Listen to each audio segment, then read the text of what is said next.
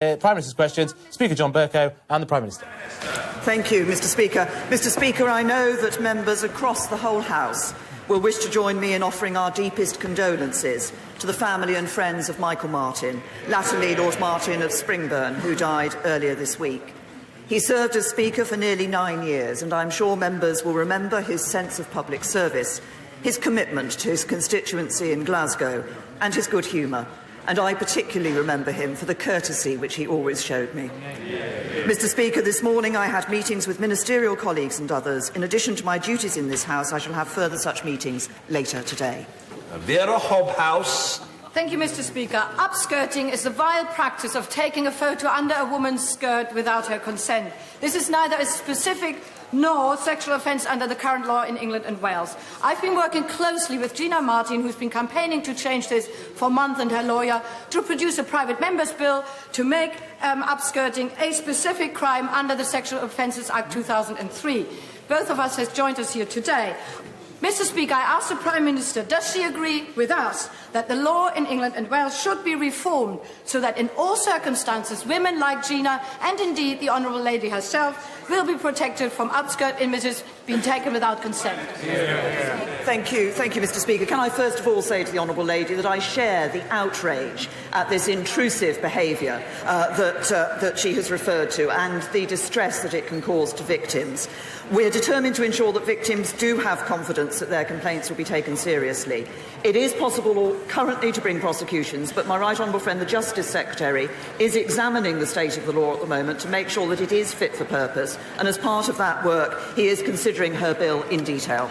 Raymond Chishti. Thank you, Mr Speaker. Medway has recently been shortlisted to receive £170 million from the government's Housing Infrastructure Fund, which will help build and support 12,000 houses locally, having also benefited from the £6 billion government Lower Thames Crossing. Can the Prime Minister confirm that this demonstrates the government's commitment to supporting local communities?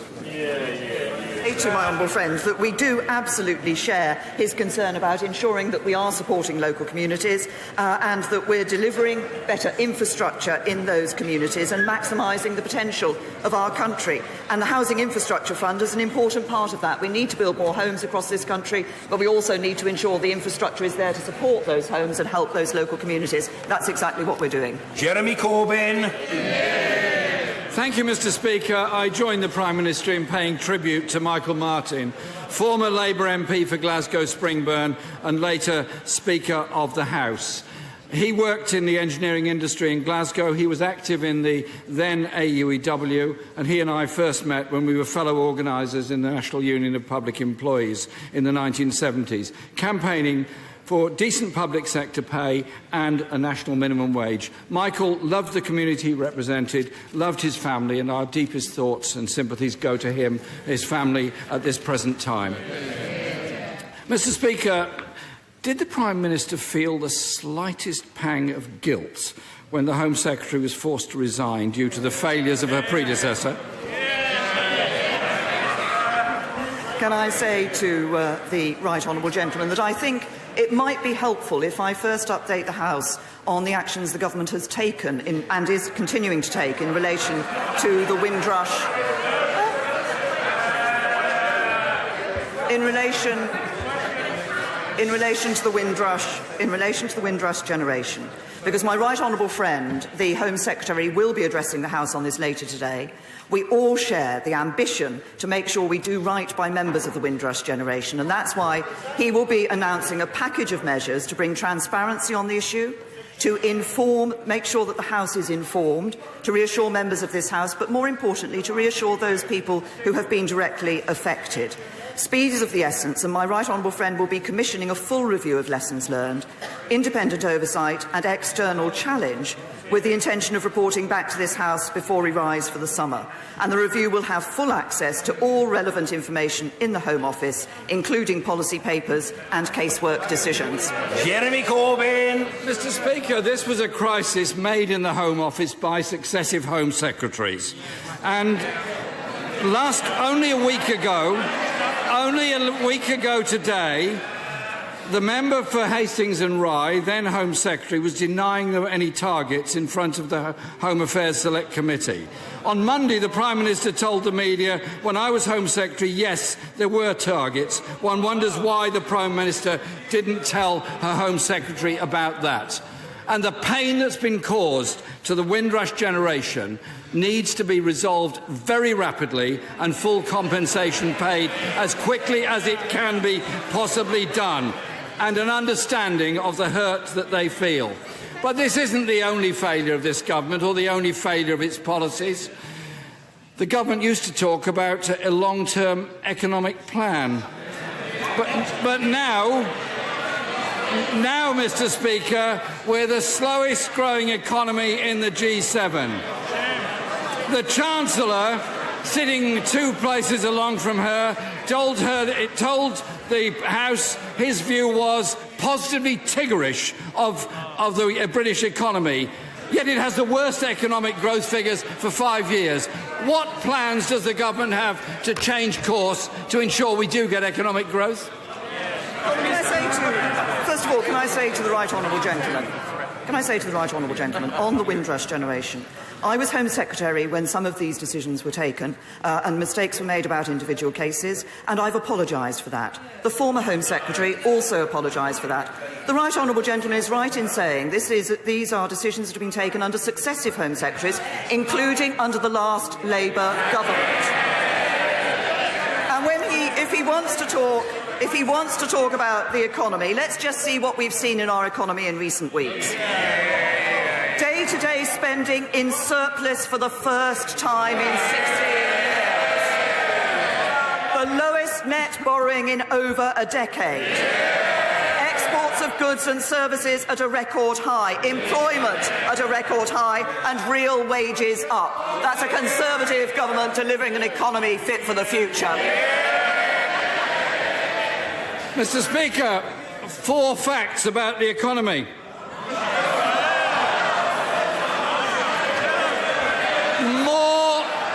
Mr. Speaker, more people in debt, more people using food banks, more people sleeping on our streets, and more children in poverty. And the consequences of decisions made by the Chancellor of the Exchequer are that the NHS is suffering the longest funding squeeze in history.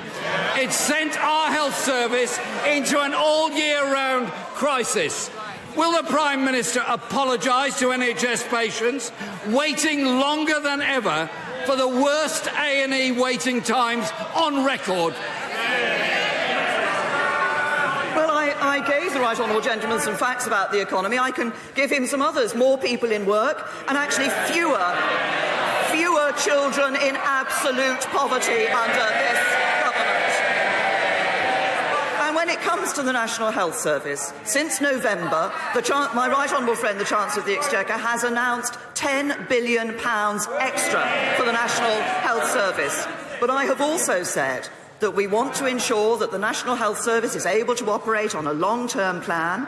That's why we are conducting a review to produce that long-term plan with sustainable multi-year funding.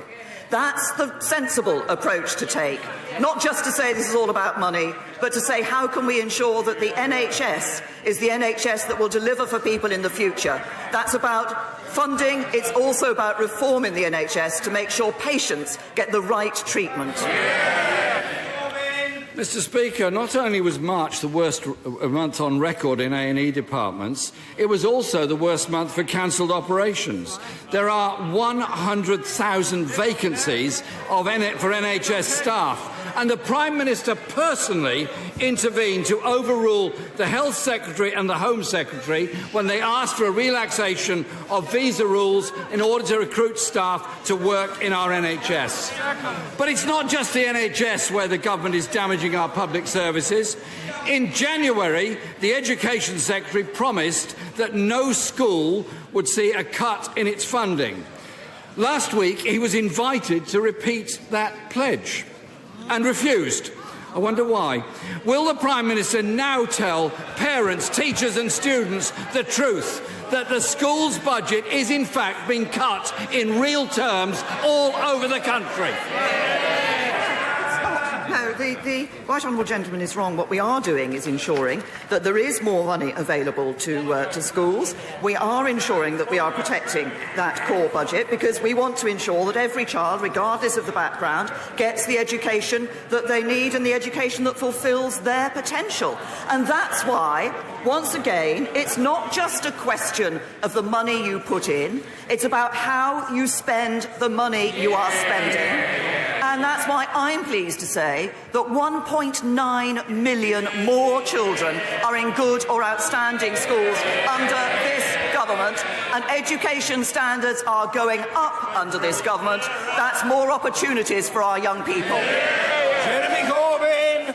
Mr. Speaker, it is quite astonishing that the Education Secretary has been corrected by the UK Statistics Authority. The IFS says that schools' budgets are being cut, and the Prime Minister still appears to be in denial. It's not just in NHS and education where this government is damaging our public services. Mr. Speaker, it is also about police budgets. The previous Home Secretary claimed there was no link between police numbers and serious violent crime, yet Home Office civil servants said there is a link. Who does the Prime Minister think is right? Well, can I say, first of all, on the issue of crime and police budgets, of course, we are making available this year £450 million more for police forces across the country. We have been protecting police budgets, which is in direct contrast to what was suggested to me I should do by the former Shadow Home Secretary, the former Labour member, now the Mayor for Manchester, when he suggested 5 to 10% cuts could be given in police budgets. But can I also say to the Right Honourable Gentleman that he talks about the issue of numbers and the relationship between police numbers and crime. His own shadow police minister has said in terms that there isn't that relationship between police funding and the number of crimes that take place. Once again, it's how we ensure we're dealing with these issues. It's ensuring that the police are able to deal with the challenges and crimes of today, and that's what we're doing with our serious violence strategy, with our National Crime Agency, taking action across the board to ensure that our police are able to keep people safe. Jeremy Corbyn. Mr. Speaker, our Shadow Police Minister was pointing out that there's been a £2.3 billion cut in police budgets in the last Parliament, and it's her government that is underfunding our police force. 21,000 police officers have lost their jobs since 2010. 6,700 police and community support officers lost their jobs. In the meantime, violent crime is rising, and sadly, there are deaths from knife crime on the streets of most cities, particularly in London. Mr. Speaker, the economy is slowing, homelessness is rising, more children are living in poverty, the Home Office in chaos, and the government making a complete shambles of the Brexit negotiations. They're damaging our NHS, damaging our children's schools, cutting police as crime scores. And, Mr. Speaker, they claim to be strong and stable. With council tax rising by more than 5% all over the country, isn't the truth, Mr. Speaker, facing voters tomorrow, is that with the Tories, you pay more and you get less. More funding going into the NHS, more funding going into our schools, more funding going into social care. But if he wants to talk about council tax and the impact of council tax on local residents, well, I suggest he goes to Hazelbourne Road in Clapham.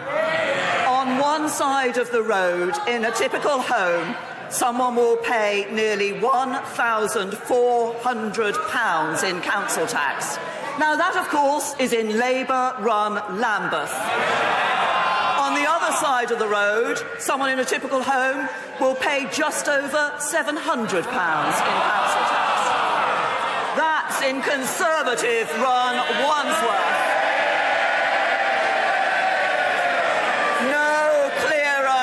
No clearer example can there be that Conservative councils cost you less. Mr. Peter Boone! Thank you, Mr. Speaker. Thank you, Mr. Speaker. In 331 days, 11 hours, 40 minutes and 22 seconds, the Prime Minister will be leading us out of the European Union. She will end the free movement of the people. We will stop sending billions of pounds each and every year to the EU. And we'll make our own laws in our own country, judged by our own judges. My question to the Prime Minister is, in 332 days' time, will she come to Wellingborough, where she will be carried shoulder high through the streets to the echoing of cheering crowds, and I will be able to show her the site where a statue to the Brexit Queen will be erected? Can I say to... I'm tempted... Order. I don't think we were in any danger of not hearing the question. But we must hear the answer. The Prime Minister. Thank you, Mr. Speaker. My honourable friend's absolutely right. We will be leaving the European Union, and I'm tempted to say to his request, how can I refuse? Mr. Ian Blackford. Thank you, Mr. Speaker. A young mother in Coatbridge, a grandmother who has lived here for 50 years, a former cook in this Parliament. Just 3 examples of people who have been wrongly told to leave the United Kingdom. Then there are numerous people wrongly detained or deported, lives turned upside down, irreparable damage to families. The Prime Minister, on the 22nd of October 2013, in this chamber said, "Deport first and hear appeals later." Will she now withdraw these remarks? Can I say to the right honourable gentleman, he was referring to changes in legislation that were put through in the Immigration Act that followed that particular debate. But can I say to the right honourable gentleman, he's right that, and I've apologised for not just the anxiety that has been caused to people in the Windrush generation, but for those who have found themselves with decisions being taken about their situation here which were wrong, because the Windrush generation are British and they are part of us. That is why my right honourable friend, the Home Secretary, is making sure that the task force that has been put in place, the team that's been put in place, is dealing with cases expeditiously and is giving people the reassurance about their status here. But I also say to the right honourable gentleman that we do need to ensure that we are a welcoming country for people who want to come here and contribute, but that we also take action against those who are illegally here, who break the rules and who try to play the system. Ian Blackford. Well, interestingly, Mr. Speaker, the Prime Minister failed to remove these insulting remarks. And let me say, it's easy to change your Secretary of State. She does it frequently. You need to change your policies. Currently, there are an estimated 120,000 undocumented children who are entitled by law to the UK citizenship, but only if they register at a cost of £1,000. A new Windrush generation who will be unable to secure jobs and rent properties. These children, entitled to citizenship, they should not be charged to exercise their rights. How can she possibly justify these policies?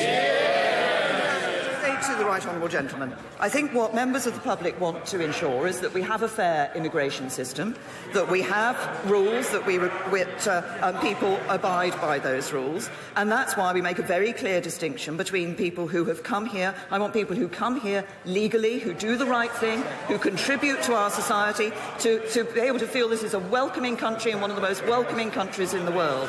On the other side, we also need to make sure that we have a system that deals with those who break the rules rules, who play the system and who try to jump ahead of others. And that's what people will expect for us. They want us to have a system which is fair and a system which sets out rules and ensure that people are abiding by them. Mrs. Kemi Badenoch.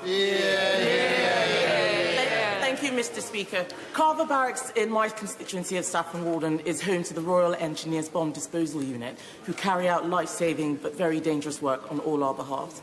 Can the Prime Minister tell the House what the government's veteran strategy is and how it will help soldiers such as those at Carver Barracks in their transition to civilian life?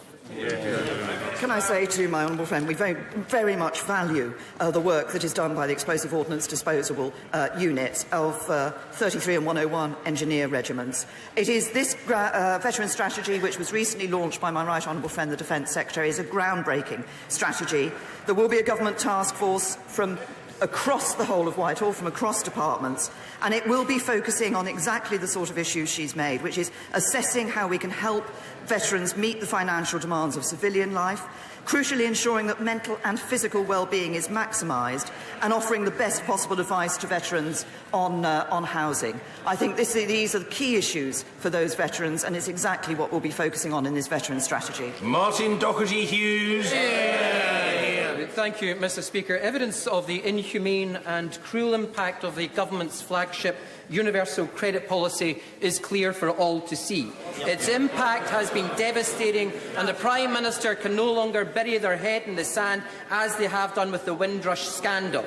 Therefore, Mr. Speaker, will the Prime Minister get a grip, take action to protect families from being forced further into crisis, or does the Prime Minister simply believe that the damage being done to the poorest and most vulnerable in our communities is a price worth paying? I say to the honourable gentleman, we have been rolling out universal credit. We have been doing it at a pace which ensures we have been able to hear from those who've been affected by it and to make changes. And changes have been made in the way that universal credit is introduced in this country.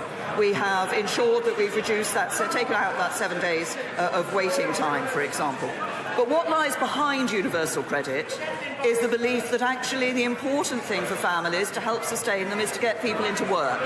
The evidence of universal credit is it is doing just that. It is helping people into work. And I would have thought the honourable gentleman should welcome a policy that helps people to get into the workplace. John Stevenson. Thank you, Mr. Speaker. A couple of weeks ago, the Prime Minister indicated that she was minded to visit my constituency of Carlisle. Yes. I'm delighted to inform the Prime Minister that from the 4th of June, she will be able to fly into Carlisle on a commercial flight for the first time in 30 years. She will arrive in the city which is at the centre of the United Kingdom, and a city recently described as the beating heart of the Borderlands region. But if Carlisle and the Borderlands are to succeed, thrive and grow, we need government support. Can the Prime Minister confirm that she will give the Borderlands such support? Well, can I first of all join my honourable friend in welcoming the return of commercial flights to Carlisle Airport. This will allow more people to access the Borderlands region. But can I also, he talks about support for the Borderlands. Of course, the Borderlands growth deal, which my right honourable friend, the Chancellor, committed to, is an important part of that. And I'd like to congratulate my honourable friend on his recent appointment as Borderlands growth deal champion. I'm sure he will be doing all he can to ensure that that government support is there and that the Borderlands continue to thrive. Howell Williams. Thank you, Mr. Speaker. The Prime Minister has said many, many times that she'll have no hard border between Dublin and Belfast. Can she tell this House just once what sort of a border she'd like to see between Dublin and Holyhead? Can I say to the honourable gentleman that we have been very clear that we will not see a border down the Irish Sea. We have been clear about that in the joint report that was issued between us and the European Commission and adopted by the European Council in December. And when the European Commission made a proposal for dealing with the border between Northern Ireland and Ireland, which would have meant a border down the Irish Sea, I was clear that neither I nor any British Prime Minister could accept that. Matt Warman. Thank you, Mr. Speaker. With a rising budget and a new medical school for Lincolnshire, this government has very clearly demonstrated its commitment to the NHS in Boston and Skegness. But there are short-term challenges recruiting paediatric staff to the paediatric ward. Can my right honourable friend reassure my constituents and parents in my constituency that the decision to make a temporary closure has not yet been made, and that she will work with me to leave no stone unturned so the Trust, NHS England and NHS Improvement can work together to make sure that we recruit the doctors we need and this government is investing in? Can I give my honourable friend the reassurance that he is asking for? He's right that we're supporting the NHS in Boston and Skegness. Any decision taken by the Trust about the services available will of course be made to ensure that the provision of services is safe for patients. The Trust is continuing to try and recruit paediatricians to support the service. It wants to continue to provide paediatric services at Boston, and every effort will be made to ensure that that can continue. Joanna Cherry. Thank you, Mr. Speaker. The Windrush scandal is not a mistake, nor is it an aberration. It is the direct result of the Prime Minister's policies. Unobtainable net migration targets and the hostile environment are the Prime Minister's policies. So will she take this opportunity to make a public apology to people who have been... Will she make a public apology to people... Will she make a public apology for her policies? Can I say to the honourable lady that she might have listened to the answer that I gave earlier in Prime Minister's questions. She might also have listened to the answers that I gave last week, and I was very clear in my apology to those of the Windrush generation who have been caught up in this issue. She talks about what has happened here. What has happened here is that people who are here legally, who are British, have found themselves caught up in this, and as I've said, I apologise for that. What has also happened is that over the years, governments of both Labour, Coalition and Conservative governments have successively been taking action to deal with illegal immigrants, which is a different issue. This is an issue that has been dealt with by governments of all colours. Amber Rudd.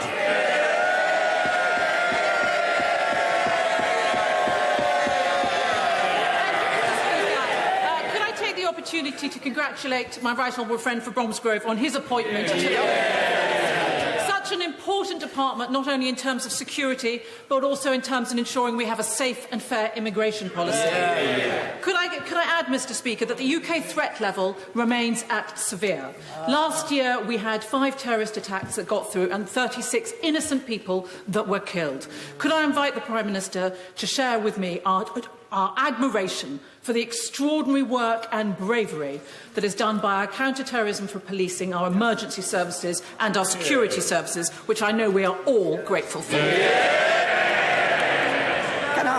Can I first of all say to my right honourable friend that I'm pleased to be able to have this opportunity to pay tribute to her and the work that she did as Home Secretary.